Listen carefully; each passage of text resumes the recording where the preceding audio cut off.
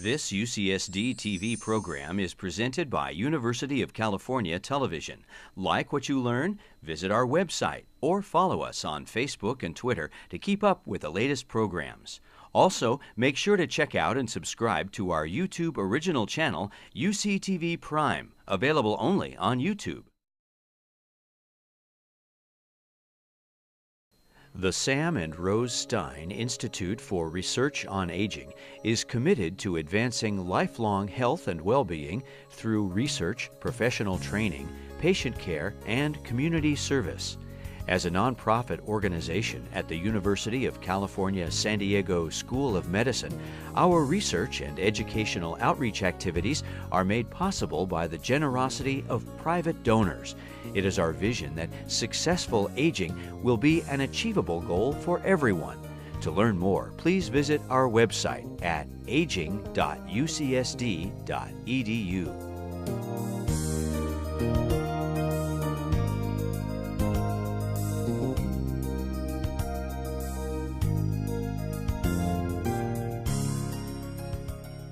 Tonight we are thrilled to have Vicky Newman here tonight speaking with us. Mrs. Newman has been involved in nutrition and behavior change research at UC San Diego for more than 35 years and has always focused on wellness and disease prevention. She is currently an associate clinical professor in the Department of Family and Preventative Medicine.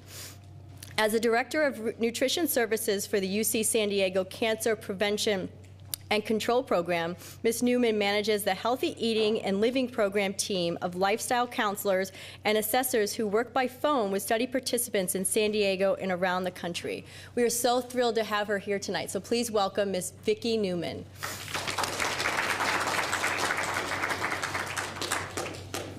Thank you so much. Can you all hear me? Yes. Okay.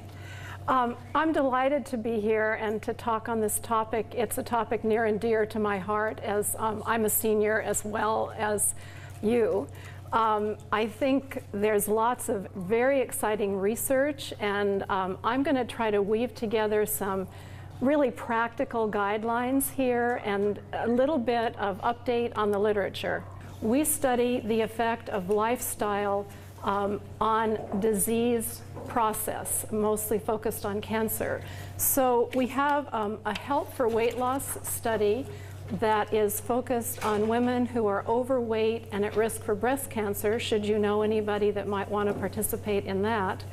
And we also have a study that's looking at the effect of diet on progression of early stage prostate cancer. So I have flyers up in front. If you're interested in either of those, you can pick them up at the end. And I also brought a copy of our cookbook called Food for Thought, Healing Foods to Savor. We sell the book for $20, and all the proceeds go to support our Healthy Eating and Living program. So I think what I'll do is maybe just pass around a copy, and you can kind of make its way around the room and see if you're interested. We sell them for $20, and I'll be here at the end if you're interested. Thank you. Okay. So without further ado, what we're going to be focusing on tonight is talking about energy balance a little bit. I think one of the biggest challenges as we get older is since our metabolic rate goes down, we actually don't need as much food. So the food that we choose really needs to be of high nutrient density.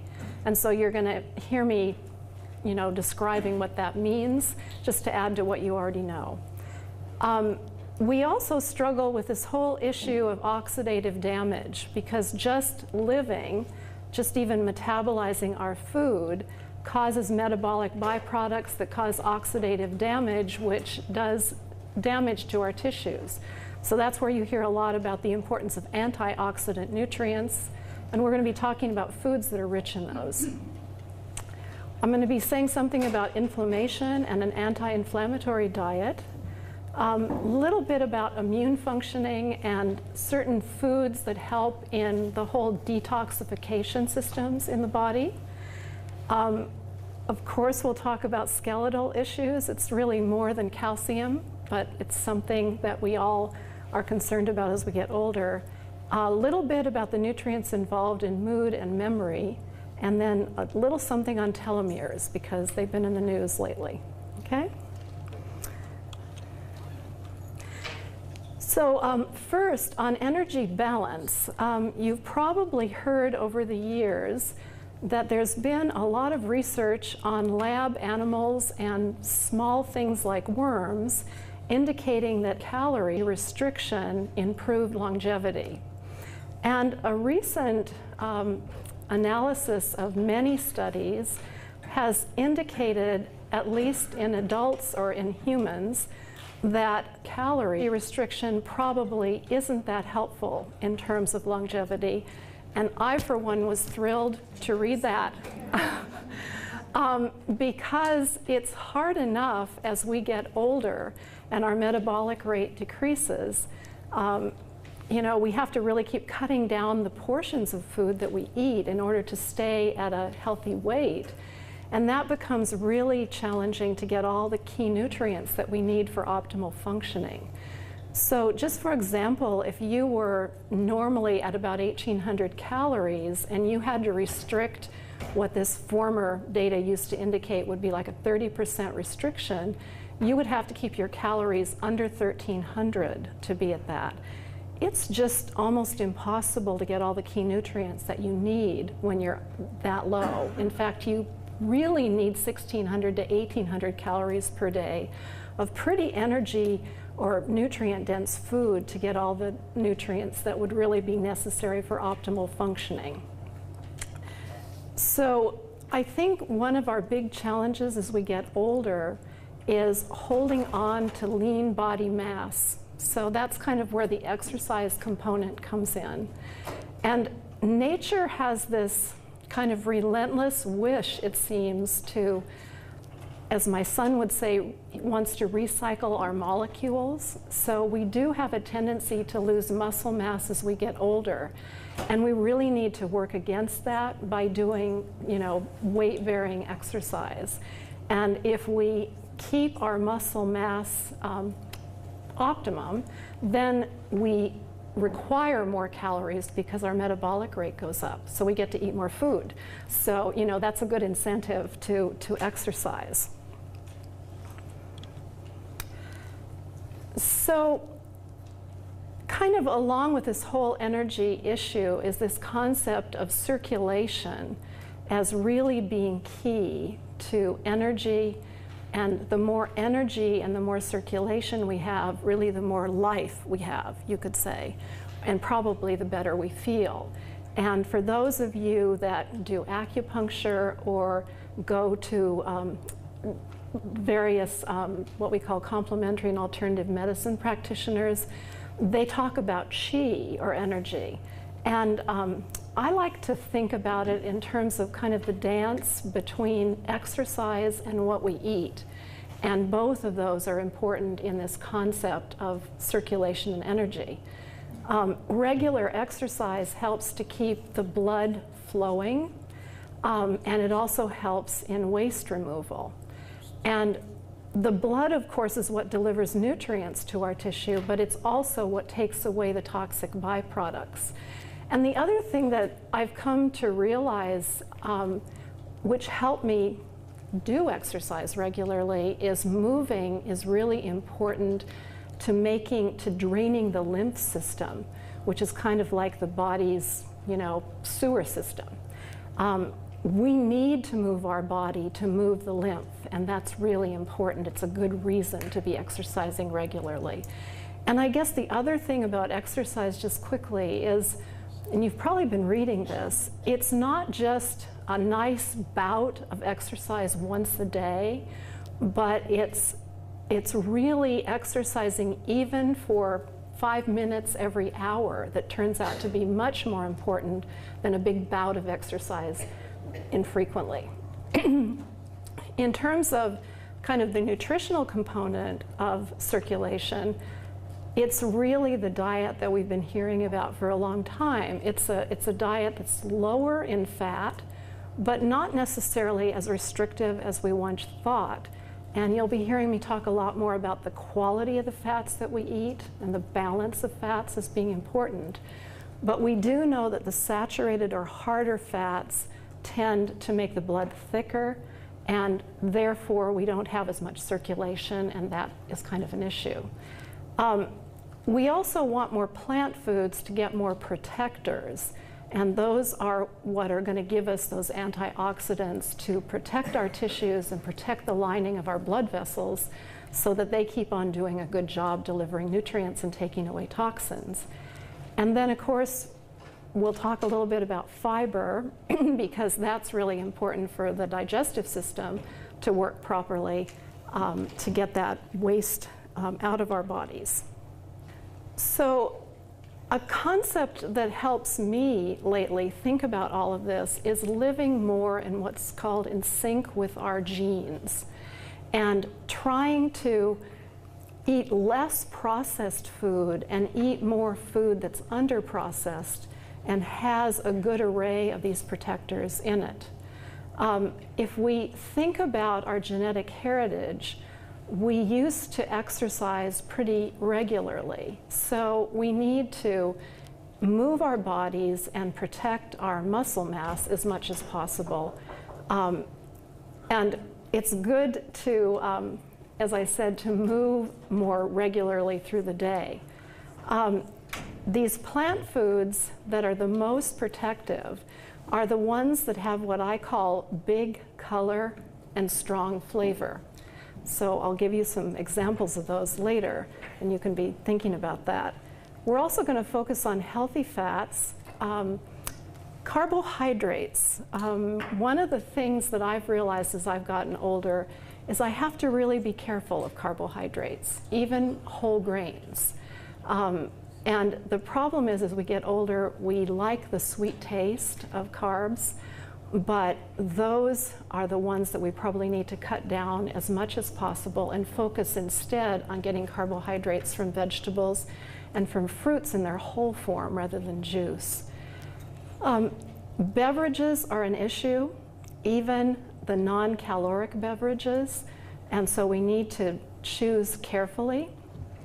And another thing that's good to keep in mind in terms of being in sync with our genes is to allow ourselves to experience hunger at least 30 minutes 2 or 3 times a day, rather than just constantly be eating, you know, to kind of let everything rest. Okay? So there's a really great book that you might want to read called Supernormal Stimuli, or How Primal Urges Overran Their Evolutionary Purpose. It's by Deidre Barrett.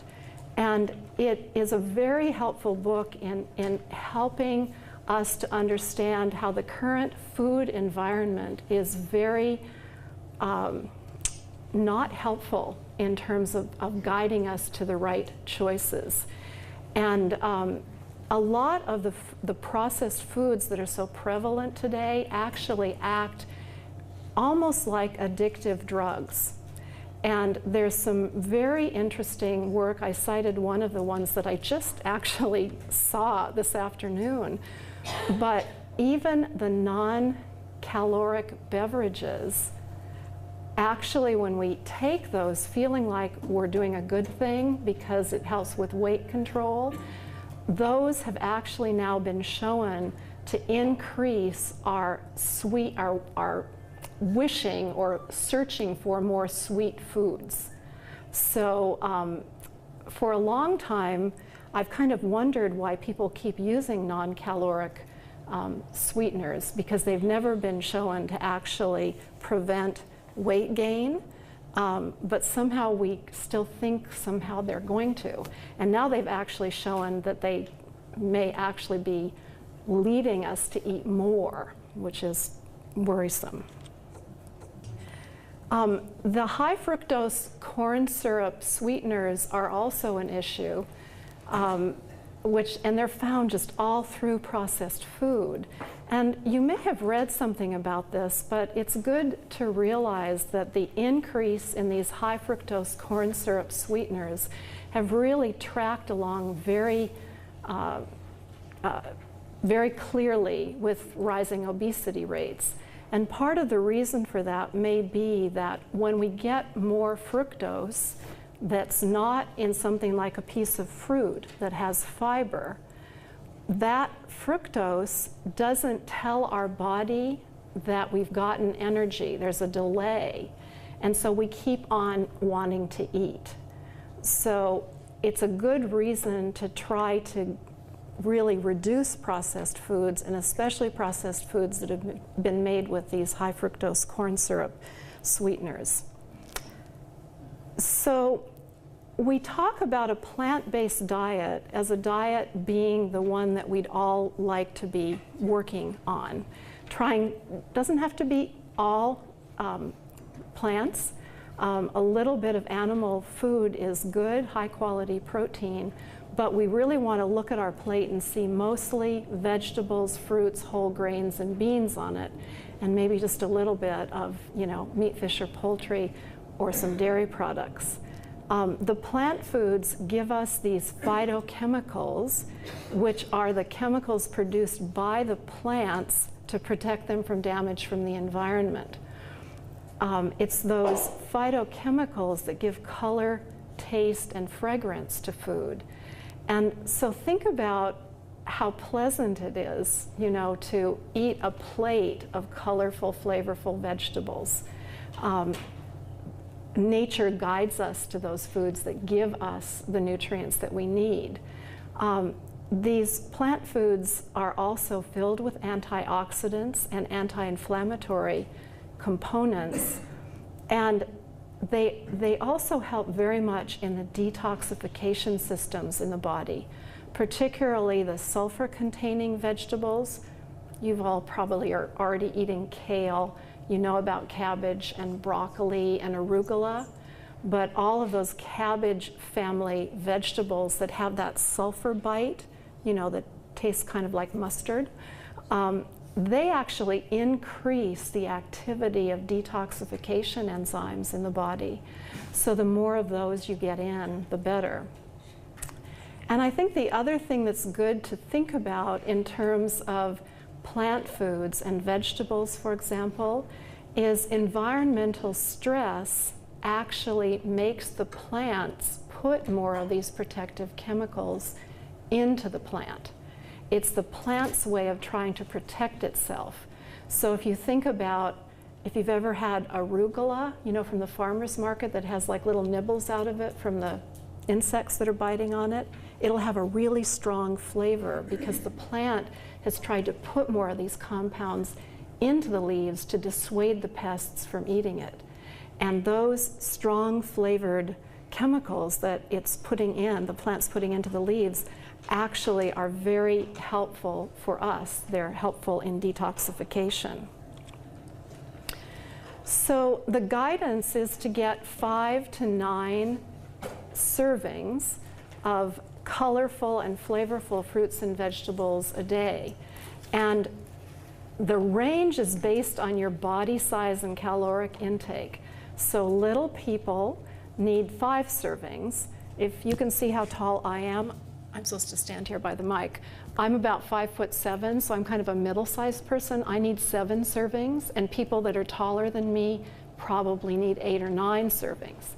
A serving is a half cup cut up fruit or vegetable, or if it's something like raw spinach, it would be a whole cup, because when you cook it, you know how it mushes down.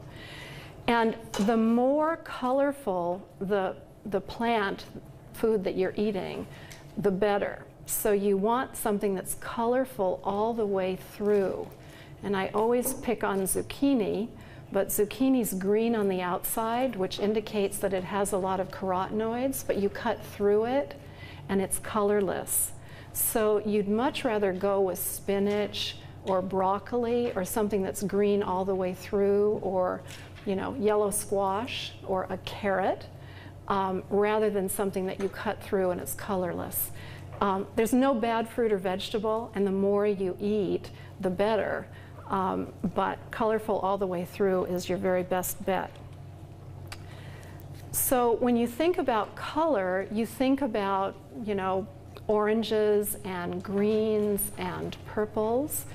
The orange colors and the red colors have a lot of carotene or carotenoids, which are the raw material from which your body makes retinol or vitamin A. That's critically important for your immune system to work properly, and it's really important for the health of your epithelial cells, which are like your skin cells. They line your gastrointestinal tract and your urinary, genitourinary tract. So a whole lot of our body is epithelial cells, and that retinol made from carotenoids is really important. When we do studies, we ask folks in our studies to eat enough colorful fruits and vegetables that the palms of their hands get a little bit on the orange side. So that's kind of a quick and dirty way for you to determine if you've taken in enough, because your body will make retinol from the carotenoids, and then once you've kind of filled up the tank, it will start to store those in the fat pads in the bottoms of your feet and the palms of your hands. And then after that has been exceeded, you know, and you can't store any more, then you'll start to poop out orange, and that's fine. It just means that you've filled the tank, okay? So colorful is good. This is a whole list of cruciferous vegetables. So arugula, broccoli, Brussels sprouts, cabbage, all really wonderful sources of these sulfur-containing compounds that help in detoxification. And please note at the bottom rutabagas and turnips, because it's winter. And these winter root vegetables, we've sort of forgotten about rutabagas and turnips, but we need to kind of rediscover them and start putting them into our soups and stews. It'll add a nice richness, and it also adds these protective compounds that are really good for us. You'll notice that the slide says best to eat raw or lightly cooked. This is especially true for things like broccoli. When we overcook, think about cabbage. If you overcook it and you smell all that sulfur in your house, so that's indicating that it's not going into your body to do you good. So undercooking is a good thing. Okay, and then citrus fruit, it's really nice if you could actually eat the orange as opposed to always trying to get your vitamin C from orange juice. Because when you eat the orange, you're getting a whole lot of other nutrients besides vitamin C that are very protective and important, including some wonderful types of what we call gelling fibers that are very helpful. So this was just one study that was recently published, and interesting, it came from the Nurses' Health Study. And they actually evaluated 74,000 women, tracked them for 12 years. And one of the things that they noted was that they came in at an average of 5 servings of fruits and vegetables per day. Those that increased their fruit and vegetable intake went up to the higher part of that range, up to 9 servings a day, actually had benefit in terms of weight gain. There was much less obesity. And those that cut their fruits and vegetables, which would be kind of a normal thing that people often do when they get older and move less, there was actually more obesity. So there was benefit to the fruit and vegetable intake. And this was in young adults, not older adults, but I kind of loved it. This was also a recent study just published and out of New Zealand. And they actually they found that the young adults that they studied, approximately when they were getting more fruits and vegetables, they actually had a positive effect on their mood and in the following day. And so I thought, you know, another good reason to eat fruits and vegetables, okay? Fiber-rich foods we know are helpful. We think of them as being important for gastrointestinal functioning. They're wonderful sources of these phytochemicals. I think you probably have heard a lot about the glycemic load, or the effect of food on the rise in blood sugar after the meal.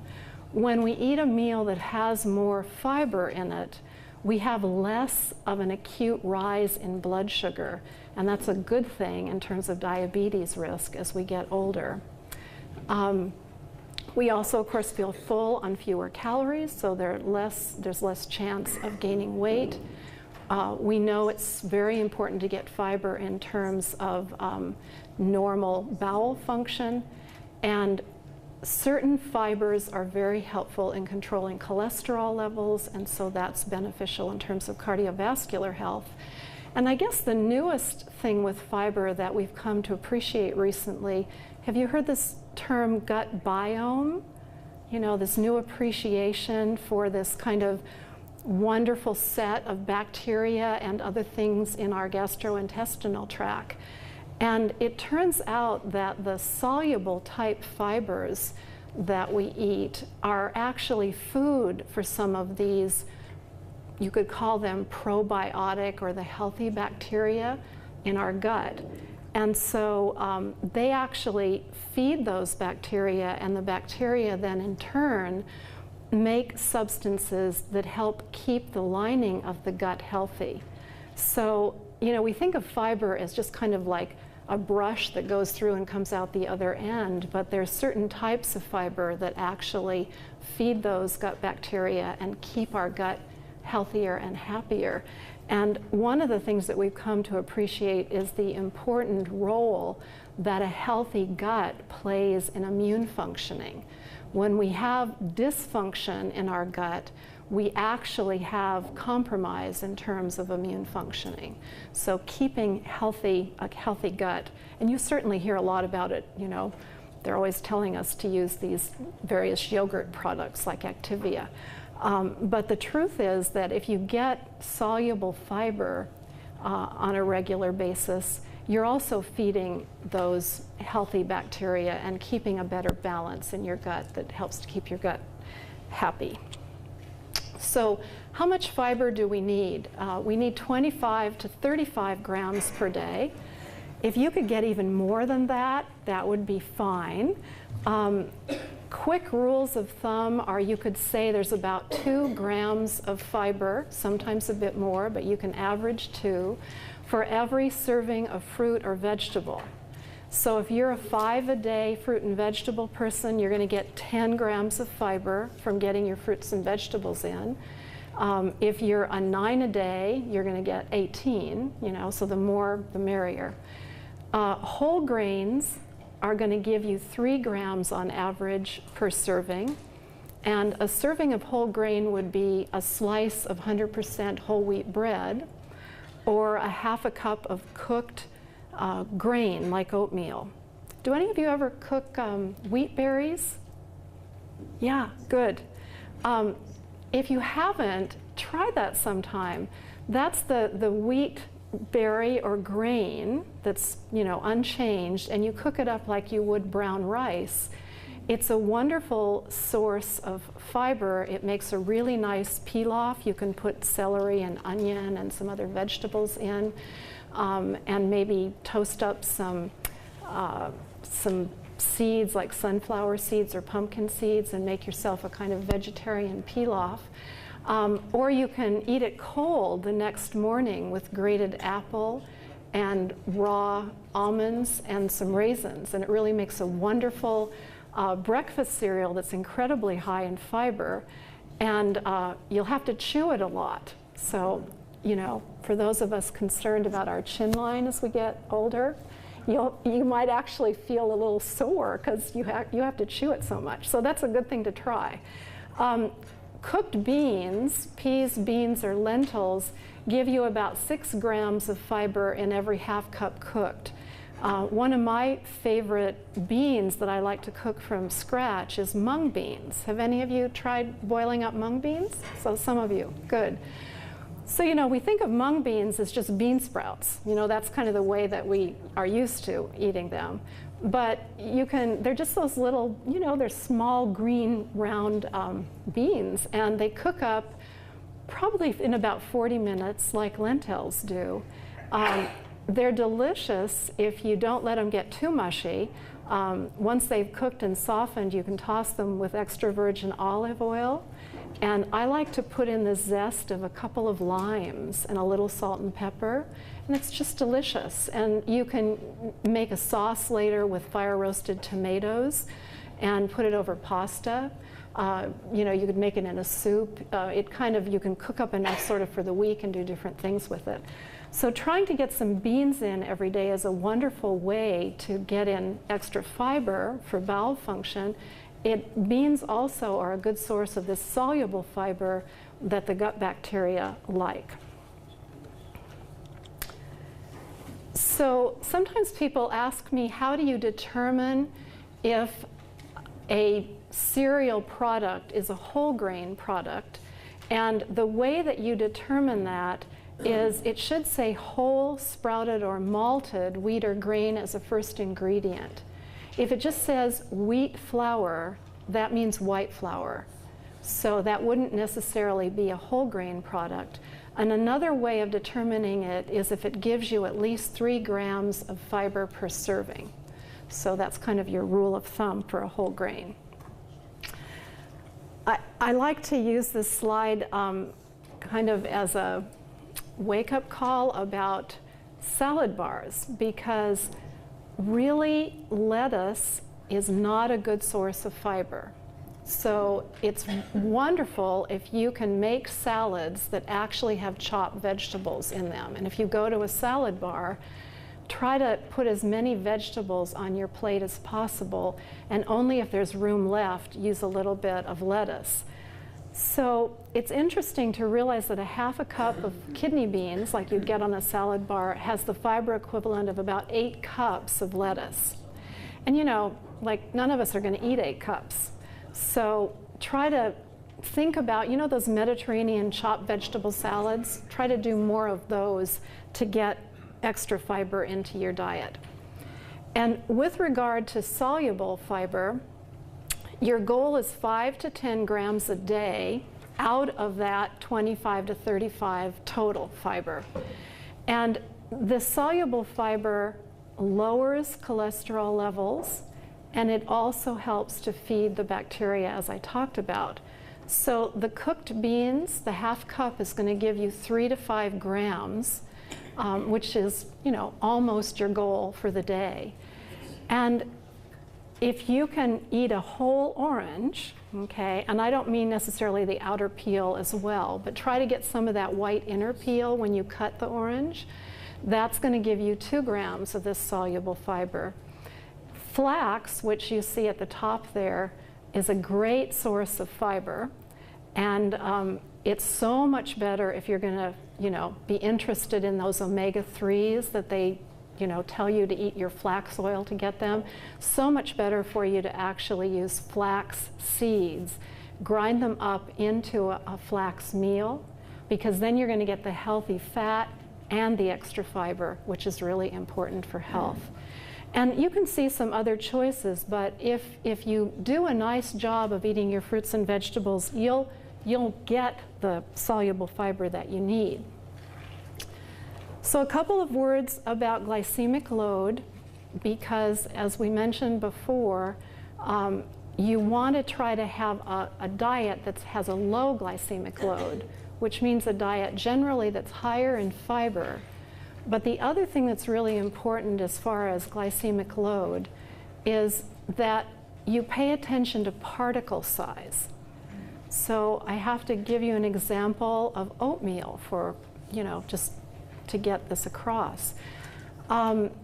Old-fashioned oats or Scottish oats would be your best choice if you really want to get the full benefit from oats, from the whole grain oats. Once you get into the, you know, the quick cooking ones, they've reduced the particle size so it cooks quicker. And as you reduce the particle size, you kind of lose the benefit of the fiber, because you're going to have your blood sugar levels go up faster.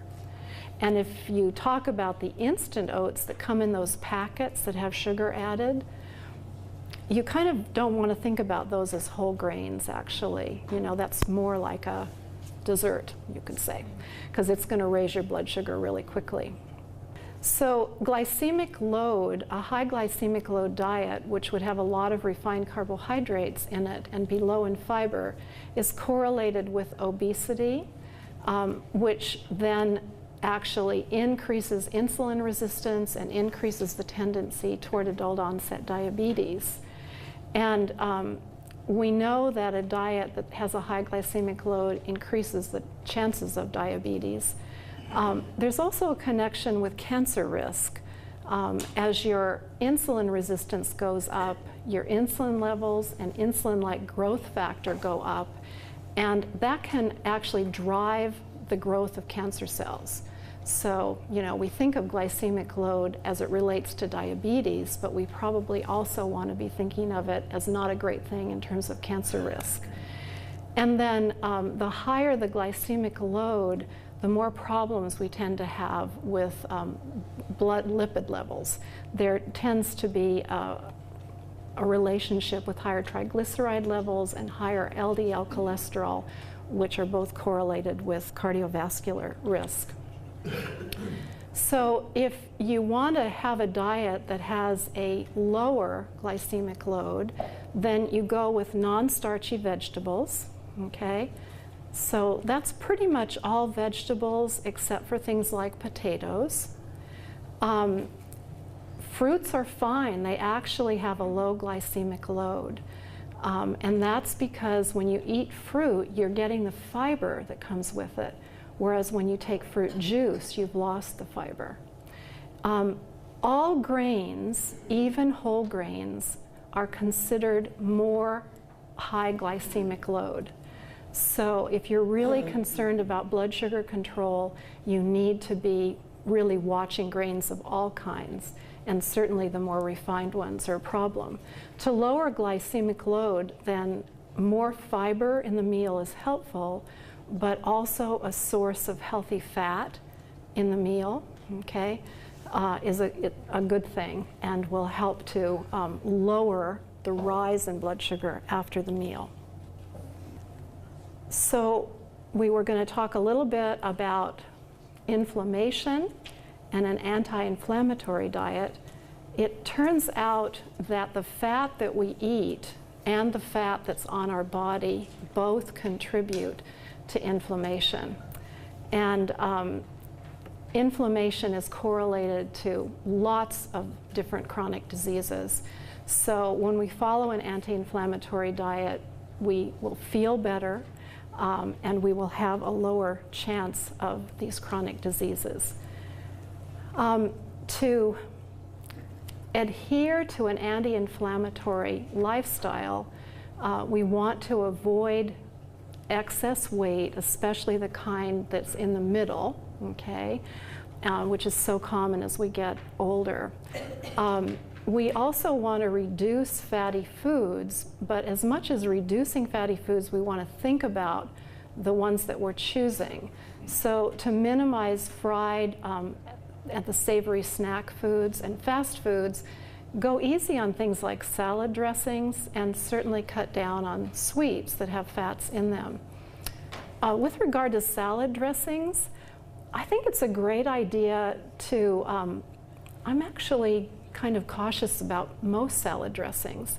I think it's a good idea to try to get into using an extra virgin olive oil and just tossing it lightly through your vegetables before you put on, you know, your lemon, lime, or your vinegar, or the sour part. When you mix up a salad dressing ahead of time, I've noticed that it takes a lot more to coat the leaves. Have any of you had that experience? So another thing about extra virgin olive oil, I like to spend a lot of money on a really good one, because then I'm a lot more cautious about how much I use. So consider that. In terms of reducing inflammation, we know that seafood, fish and seafood, are quite helpful because they're rich in those omega-3 fatty acids that have anti-inflammatory properties. So the guideline is to have fish or seafood 2 or 3 times a week if possible, but do be careful of farmed salmon. It was kind of discouraging to see an EPA warning that suggested that we limit farmed salmon to 1 serving per month. And the serving was a 3-ounce serving, which is the size of a deck of cards. So, you know, go easy. And then plenty of those plant foods that we talked about that have those anti-inflammatory compounds in them. So I'd like you to think a little bit about fat balance. Before we move off that, is it just farmed salmon or any farmed fish? Farmed salmon was the one that was specifically pointed out, but I think that's an interesting question that we probably need to look into a little bit more. In terms of the pro-inflammatory fats, the ones that are pro-inflammatory tend to be corn, cottonseed, soy, sunflower, and safflower type oils. So, you know, we've always thought of those as being heart healthy, and in moderation they're fine, but they do tend to be more pro-inflammatory, so we want to be a little cautious. And we need to decrease our intake of meat and fish that are fed these, speaking of farmed, okay? Because farmed fish often are fed grains, soy, corn, and things like that. It's not that these polyunsaturated fats are inherently bad, it's the amount of them that we're eating. We're getting like, it's almost 16 to 1 if you think about these pro-inflammatory fats to the anti-inflammatory fats. And so rather than just eating tons and tons of fish to try to get up to the amount of polyunsaturated, you know, that we need, I think the idea is to try to cut down excessive intake of these polyunsaturated so that we get in a better balance in terms of pro and anti-inflammatory. The anti-inflammatory fats are found in fish, seafood, flaxseed, and the pasture-raised livestock. So you hear a lot about grass-fed cattle, for example, as being a better source of these healthier fats. It's good to realize that all cattle is grass-fed in general until it's taken into the feedlot and fed corn and soy, which then changes the carcass fat to a more pro-inflammatory carcass fat. So what we're seeing is now entering the marketplace are more what they're calling grass-finished cattle, which means they're fed grass until they're killed. And really, up until about 100 years ago, that's the way that beef was. So we have really changed the fat that's in the meat that we eat, which then becomes us. So we need to shift this back in a healthier balance. Here's some general guidelines on fats. I think that we want to realize that while at one point we were trying to cut our fats way, way, way down. Do you all remember this, what's it called? I want to say Stay-Well, but that's not snack. You know what? Snack-Well, thank you. Back when I started at the Cancer Center in the middle 90s, we were very focused on a very low-fat diet as being the very best diet for chronic disease prevention. And the food manufacturers, you know, took us up on that and cut fat way down in processed food, but then added a lot of carb to it. So that isn't necessarily a good thing for our health. What we really want to do is have a moderate intake of fat, probably up to 30% of our calories is fine, but then we want to choose fats carefully. So one of the things that we want to think about is fat-soluble contaminants. And when we're eating animals that have a long lifespan, they've had a lot of time to get contaminants and concentrate those in their fat mass.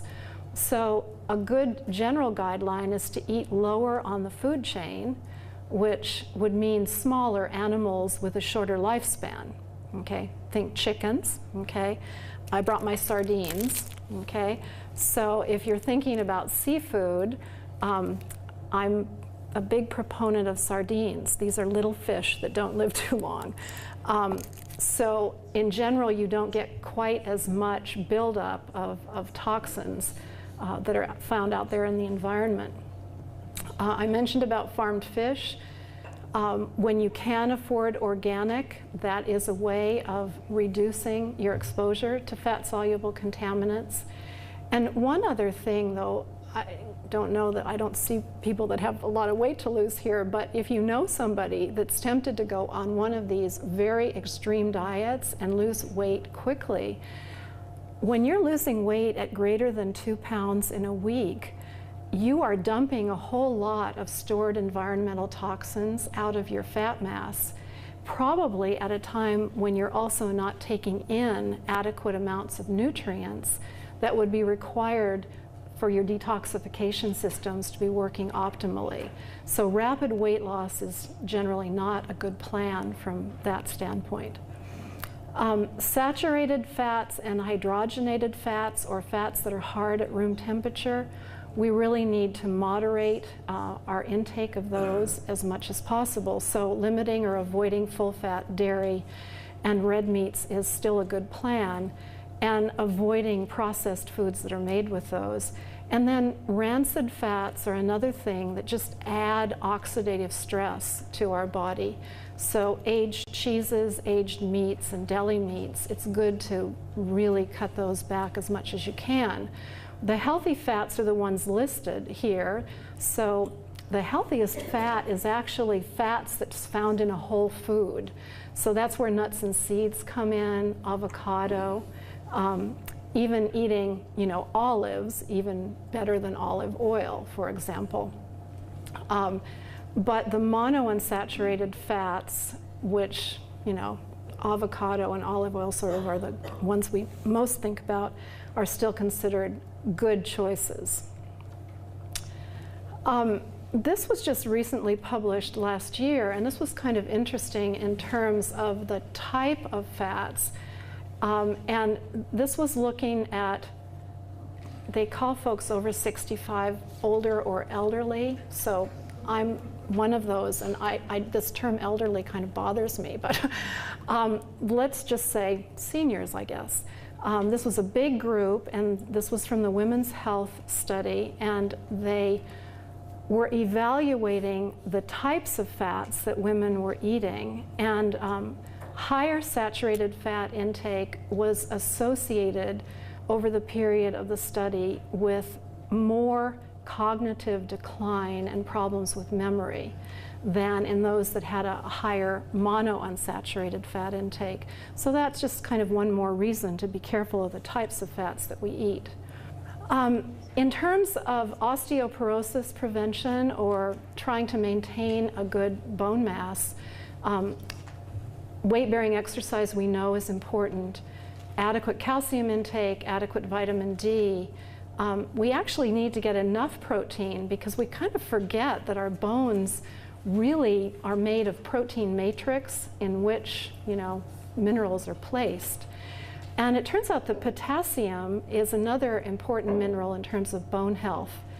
And the things we need to be careful of are excess caffeine.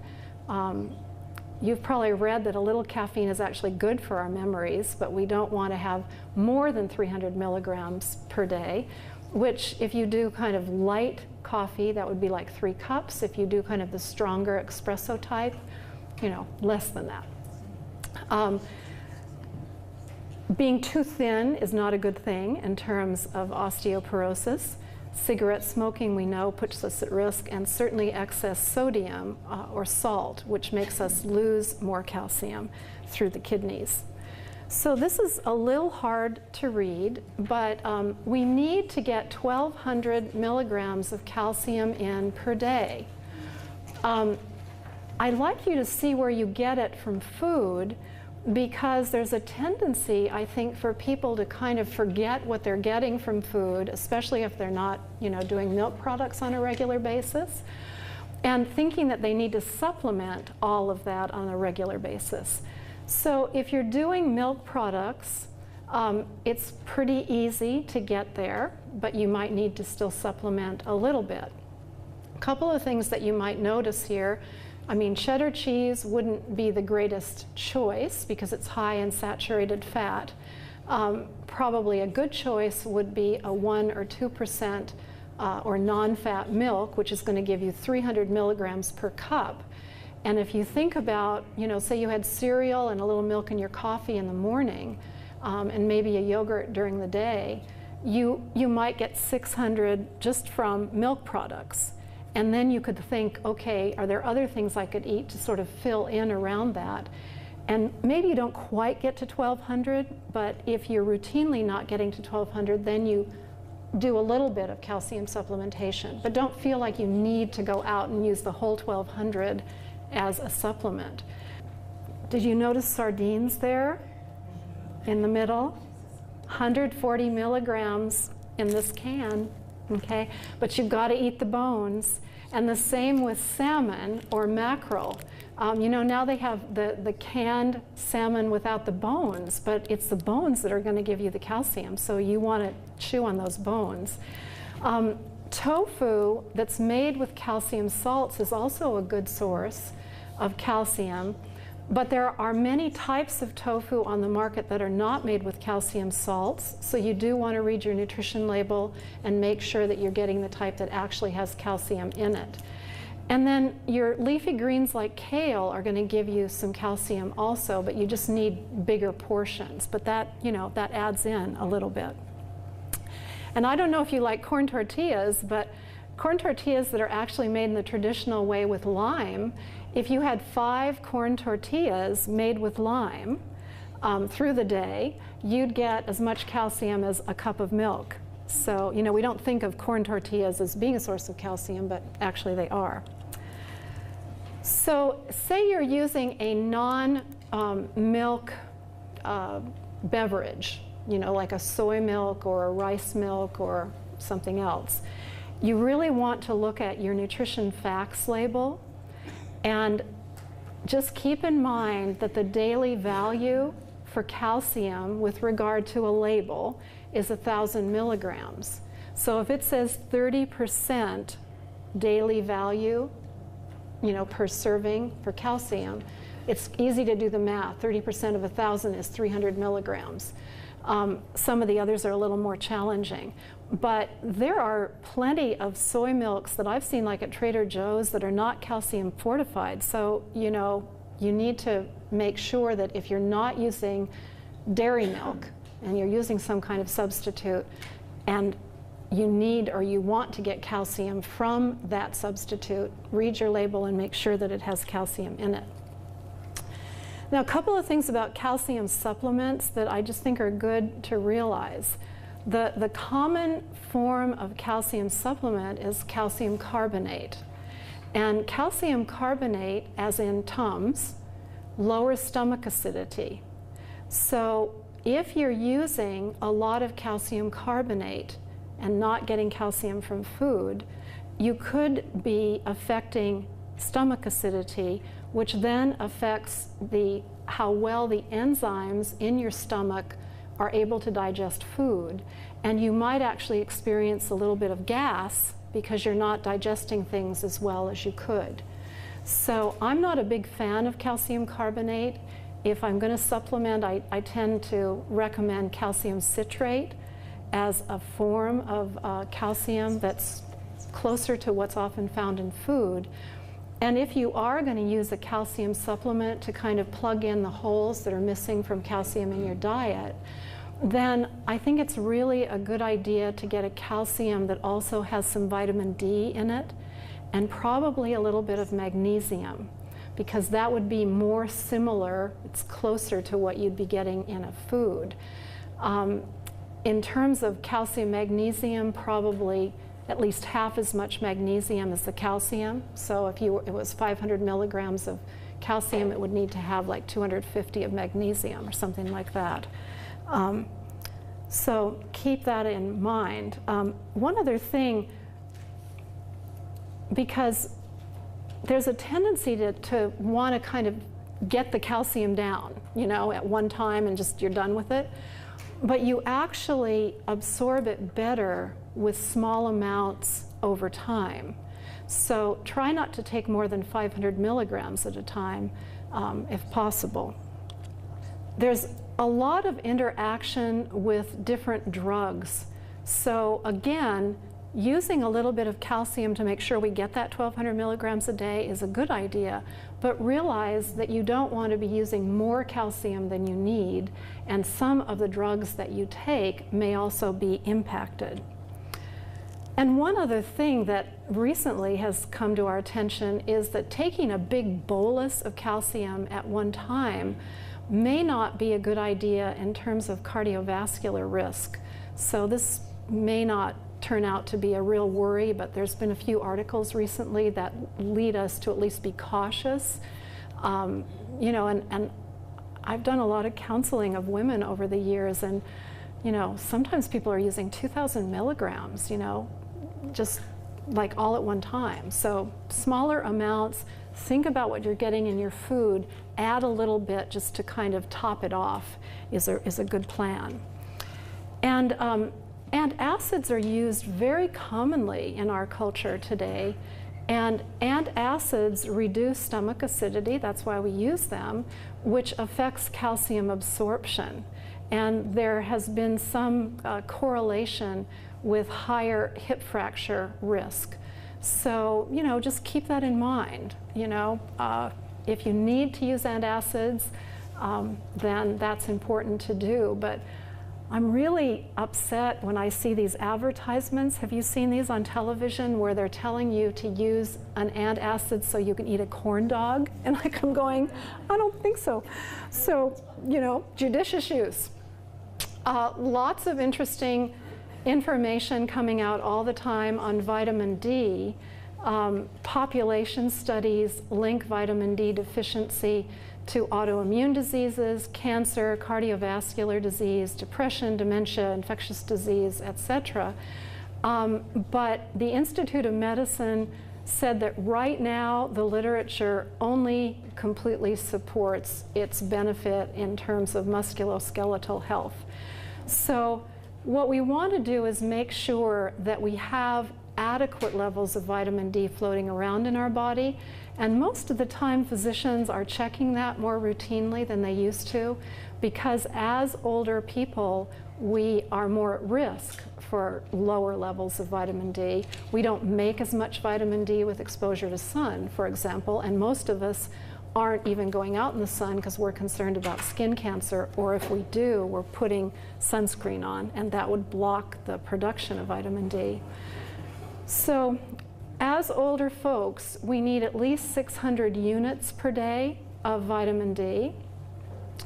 It seems to be safe to take up to 4,000 units. I would always err on the side of caution, so I don't think that I would push the envelope to go all the way up there. Probably, you know, 1,000 or 2,000 is okay, but, you know, remember that 600 is what we are recommended to be taking on a daily basis. And the D3 is a more biologically active form, and there are more supplements that come in that form than there used to be. This issue, again, about high doses, which they have done sometimes if blood levels are very low, they'll give you like a bolus dose to try to get it up. But that actually was shown to increase fracture risk in older women in a recent couple of studies. So again, it seems better to be using lower doses. If your levels are low, you're under a doctor's care anyway, and you'll be given, you know, a recommended amount to be taking, and then you'll be rechecked. But do pay attention to your vitamin D levels. It's important for calcium absorption and magnesium absorption. Calcium we think of for bone health, but magnesium is another one that's incredibly important for nerve transmission and muscle contraction. So if we're low in D, we're not absorbing either one of those two nutrients well. This whole issue of our Western style diet and its impact over time on acid-base balance is something that we need to be thinking about. Because the way that we're eating today, a high animal protein diet that's high in grains, tends to have a more kind of acidifying potential. And this acid-producing diet is associated with more osteoporosis, with high blood pressure, kidney stones, and problems with kidney function over time. If you think about eating a lot of grains and animal foods, and especially think about how your diet may have changed over time. I think as we get older, we may not want to cook as much. Sometimes if you're hungry at night, you might just sit down and have some cereal rather than do a dinner that has vegetables, for example. So we're displacing vegetables with grain, and that has a more acidifying potential in our body. And animal foods are also, they have a more acidifying potential as well. In terms of protein, we need to get an adequate amount. We just don't want to get too much. So I think this is in your handout so that you can check for yourself to see how much you need. But if you're an active adult, you need 0.4 to 0.6 grams per pound of body weight. So you can kind of pick your weight there and find the range that's right for you. I usually just summarize that by saying somewhere between like 55 and 100 grams is probably the right range to be in. If you're a smaller person, lower side of that. If you're a bigger person, higher. If you're somebody who's working out at the gym and building muscles, you would need more. But for most of us, getting somewhere between 55 and 100 is probably what we're after. And that's important to get enough to keep, ourselves healthy. I mean, protein is important for building and repair, immune function, and even for our skeletal system. This, and I think this is in your handout also, how do you get that 50 or 100? Every ounce of cooked meat, fish, or poultry gives you 7 grams. So I just look at like my index finger, okay? If that was like a little slice of chicken, like a chicken finger or something, or chicken tender, that would be 1 ounce. So that's 7 grams there. And if I did 3 fingers, or a deck of cards, that would be 3 times 7 or 21. So if you have a couple of ounces at your lunchtime and maybe 3 ounces at dinner, you're going to get more than enough protein. You also get protein from things like pumpkin seeds and sunflower seeds. Milk, yogurt, cheese would give you protein. You certainly get a little bit in grain. And I think what people forget is that they get protein even in vegetables. So there's a couple of grams of protein in every half a cup. And we forget about that. Now, if you just ate vegetables, the protein quality is not great, but we hardly ever just eat vegetables all by themselves. We tend to, mix it in with some other things. And as long as we get the complementary protein within about 3 to 5 hours, we're fine.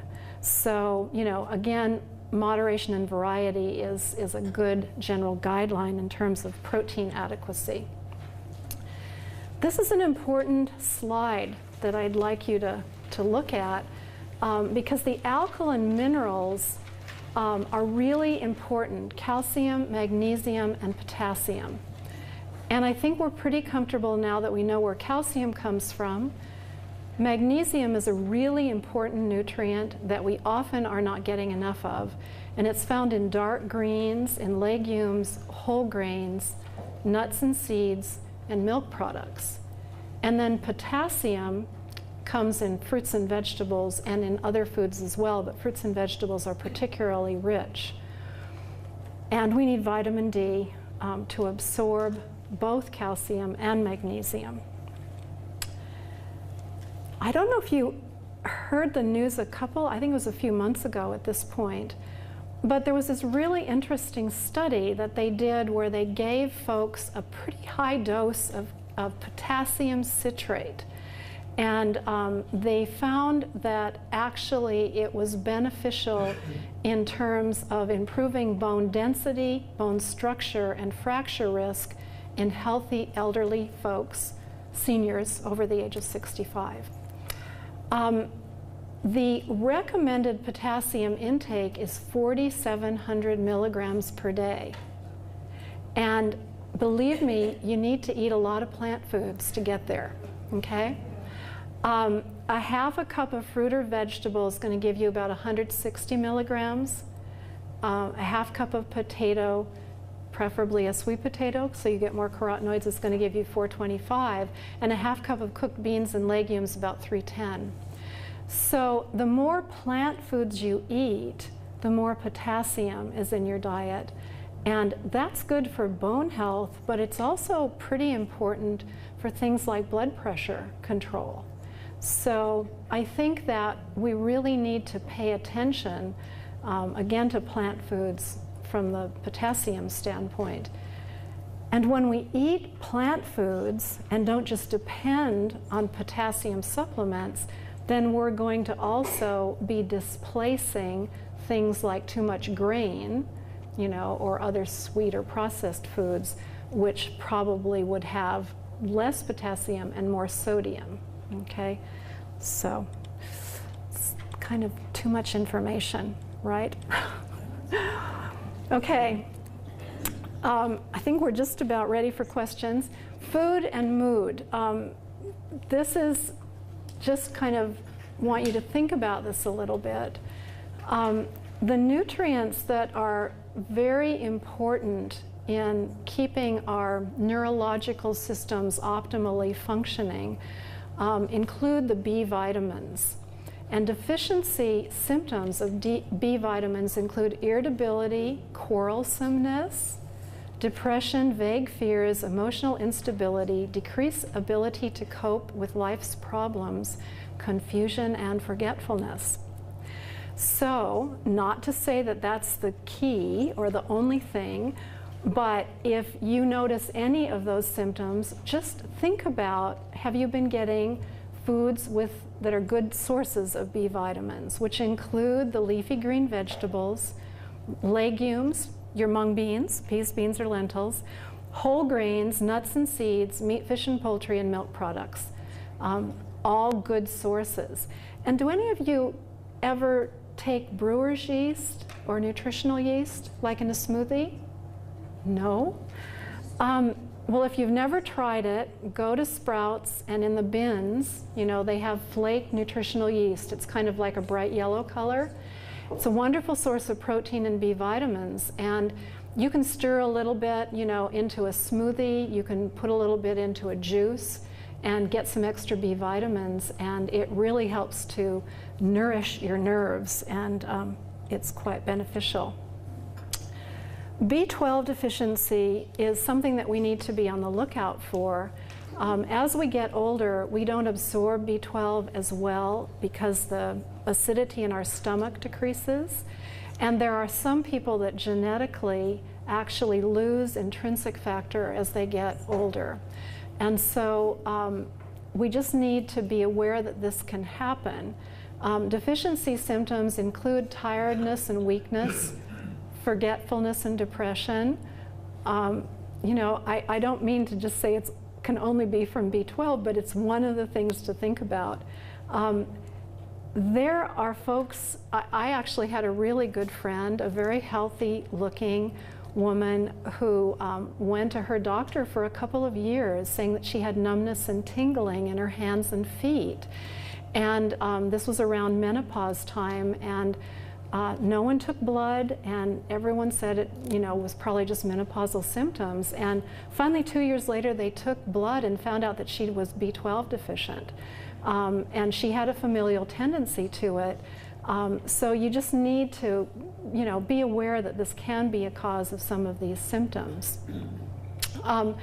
Folks that are more at risk for B12 deficiency include people that do not eat any animal products, people that use too much alcohol, and then folks that don't absorb adequately, which it can include people that chronically use antacids, folks that have celiac disease, if you're overcooking meats, which we tend to do today because, you know, we're worried about pathogens, folks with colitis or a short bowel syndrome.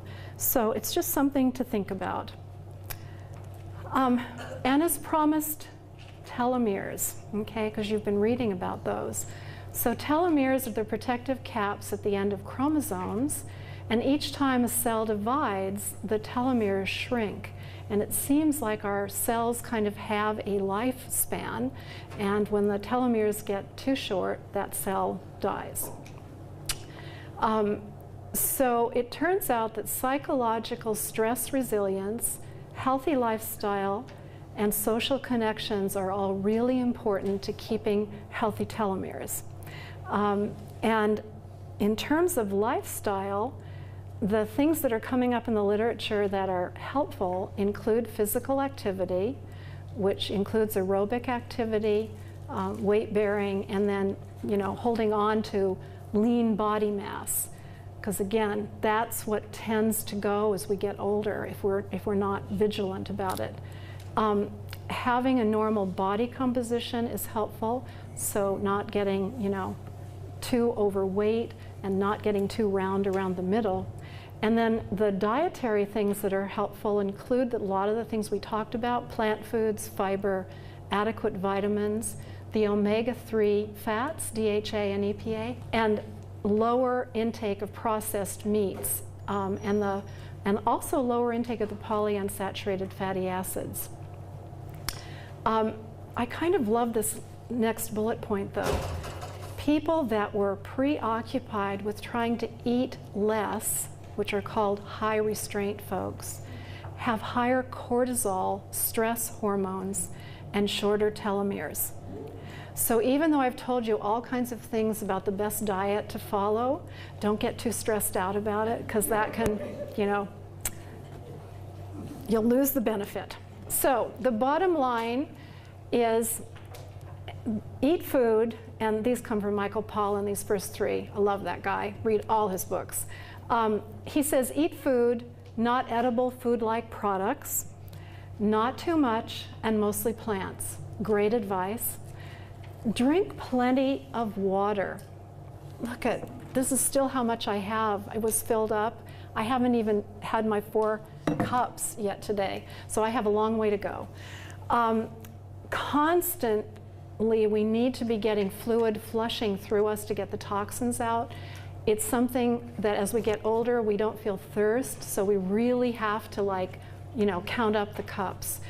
Eat slower, exercise as I've talked about, and I like to say practice gratitude, okay, which helps to calm us down so we actually get the most benefit from the food.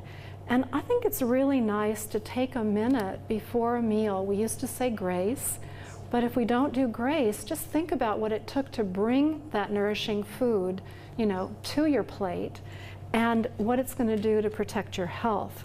So I think that's a good part of this. As I mentioned, we have some clinical trials, so pick up brochures or flyers if you're interested on the way out. And these are the healthy living, eating and living guidelines that I talked about. It's a little bit small in your handout, but do work on maintaining a healthy weight, which right now is a BMI between 20 and 30. Enjoy a physically active lifestyle, which is 30 to 60 minutes of moderate activity per day. Do you wear your pedometers? Okay, yay, because we're trying to get to 10,000 steps every day, at least. Preserve muscle mass, which is really a hard one as we get older to keep in mind, but getting to the gym, lifting weights, doing upper body is really, really important. Getting plenty of these plant foods with big color and strong flavor, focusing on healthy fats as we talked about, choosing carbohydrates carefully and trying to stay away from the processed types, and then selecting beverages carefully. So you'll notice that I'm not fond of fruit juices, okay, because they have a lot of carbs and no fiber. So better that you eat the fruit, and actually water or herbal teas are your best beverage choice. So I'm going to end it there, and thank you so much for listening, and I'll take questions.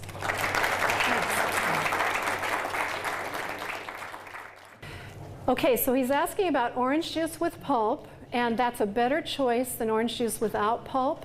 But even better is actually eating an orange, you know, and that means cutting some of that white inner peel, because that has those water-soluble fibers that are so good for, you know, the gut bacteria and your cholesterol levels.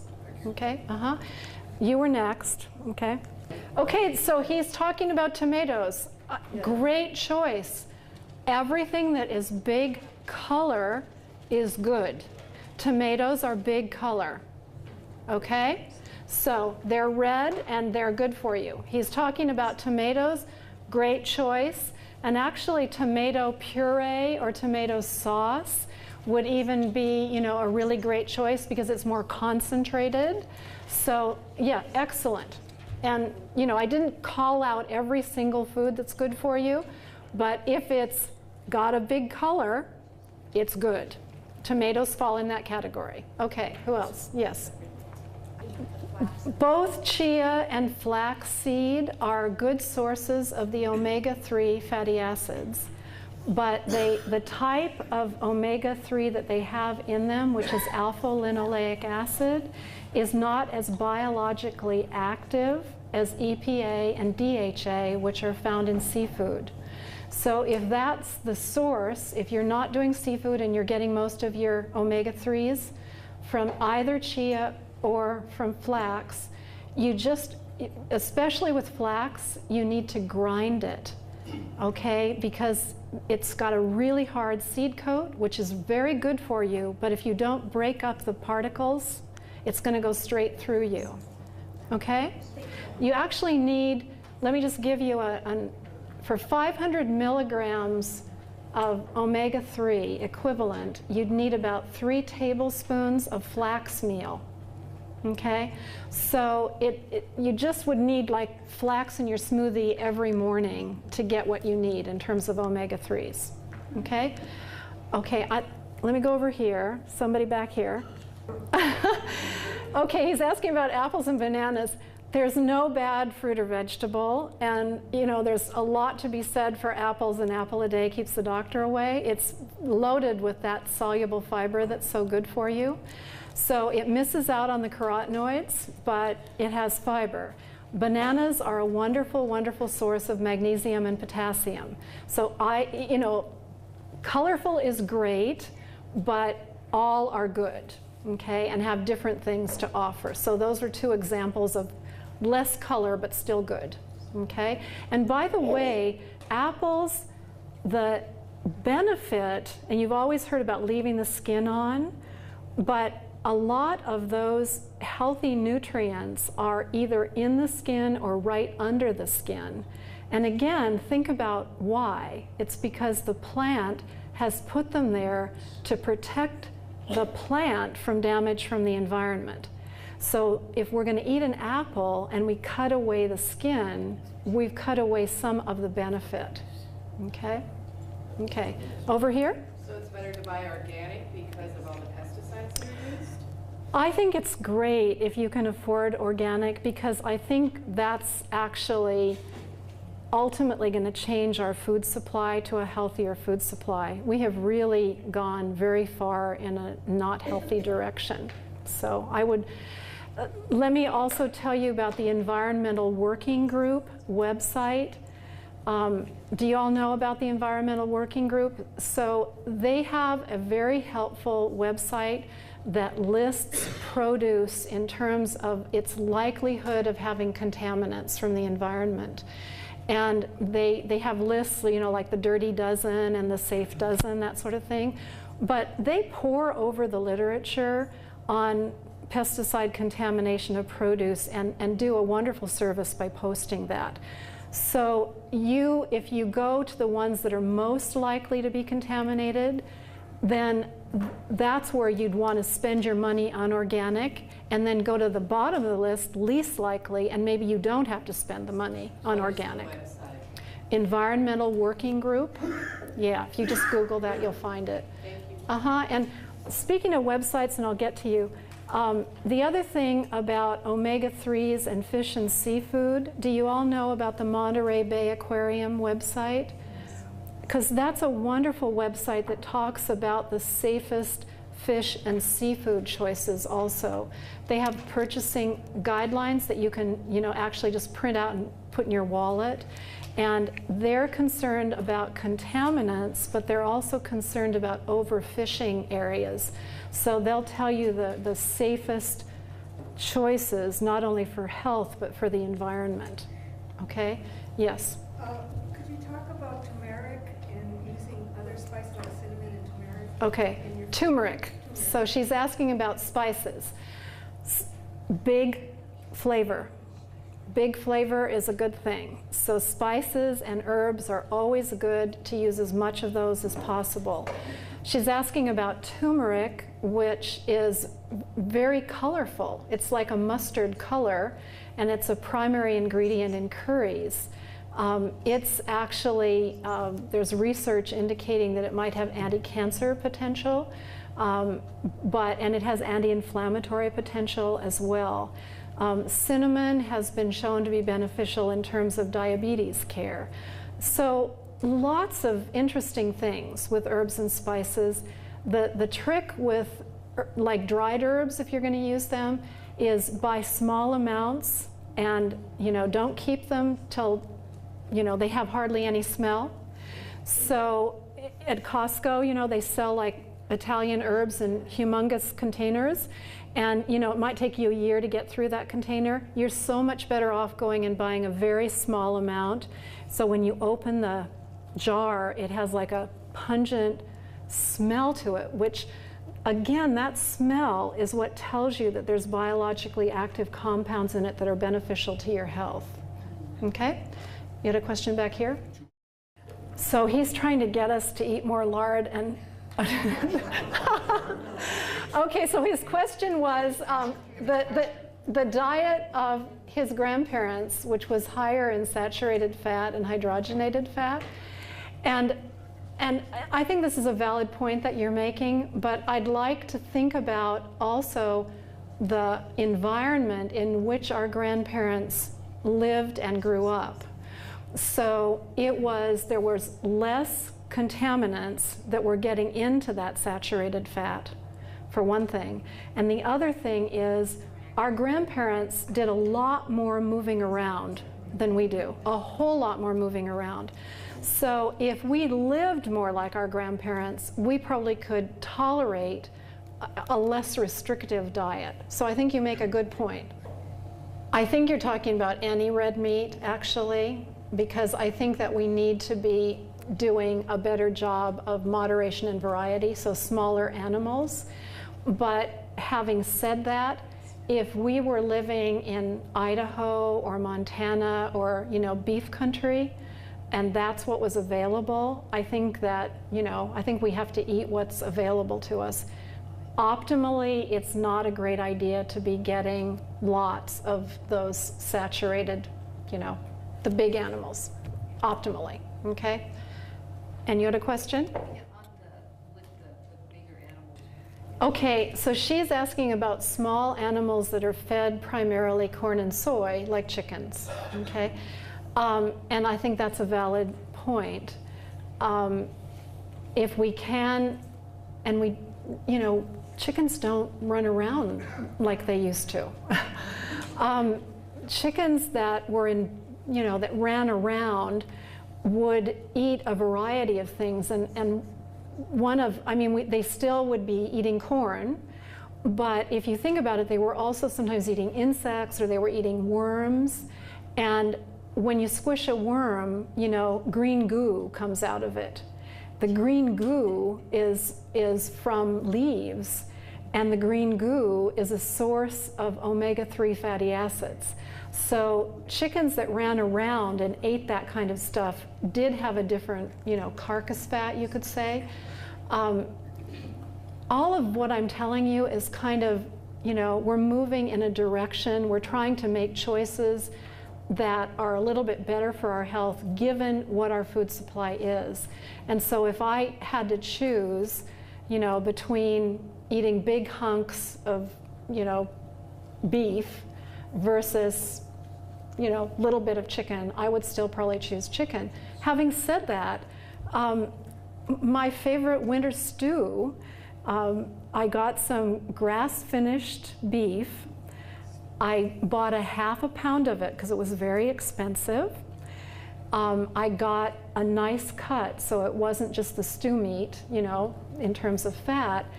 Cut up really tiny pieces, okay, sauteed it in olive oil with onions. And then I put in some chicken broth, organic. I threw in an entire bag of baby carrots, your tomatoes, okay, fire roasted tomatoes with peppers. I chopped up a huge rutabaga, a huge turnip into bite-sized pieces. What else have I? Oh, and I put a can of beans in it, the white kidney beans or pinto beans or something. And I just let it cook for a couple of hours, you know, till it was this nice kind of winter stew. And right before I served it, I emptied a bag of baby spinach and let it wilt over the top. Oh, and I also put a sweet potato in it. So do you see what I mean by a little bit of meat is fine? That served 4 people. So tons of color, lots of flavor, little bit of animal protein, some saturated fat, but all together, it was kind of this direction that we want to be moving in. Does that make sense? Okay, question over here. You omitted the slide on dark chocolate, and it's been... Oh, darn it. Well, I'm a huge chocolate lover, so let me address that immediately. You want to try to get at least 70%, you know, chocolate cocoa solids. And if you can go to 80, that would be great. One of the things that I have had to do as I've gotten older, I don't know if you're like this, but I've always loved chocolate chip cookies. But what did I love in the chocolate chip cookies? The chips. So now I don't eat chocolate chip cookies, I just go right for the chocolate. And you know, I go and buy really expensive, like, you know, green and black, the organic chocolate. It's really expensive, and so it's organic, and I just love a couple of squares of it, and I savor it. And part of what we teach in healthy living is the 80-20 rule, you know? So, okay, well, that's really an important rule. So 80% of the time you're good, and the other 20% you can blow it. But blow it with quality stuff, okay? So that's really, and the other thing, a general rule is, if it gives you a great deal of joy, that is good, you know, for longevity. So, you know, make your chocolate count. Chocolate is a wonderful source of flavonoids, which are protective. They're anti-inflammatory. They're antioxidant. It has magnesium in it, which is good, you know. I mean, I can say I'm going to eat my chocolate so I don't get leg cramps, you know, like, oh well. So yeah, chocolate is a very good choice. And again, I would say, you know, if chocolate is what you like, eat the chocolate and not all the stuff around it, you know, because most of us can't afford all those extra calories of the cookie part, you know, or the cake part. Okay, I'm going to end it now, and if you want a book, come on up.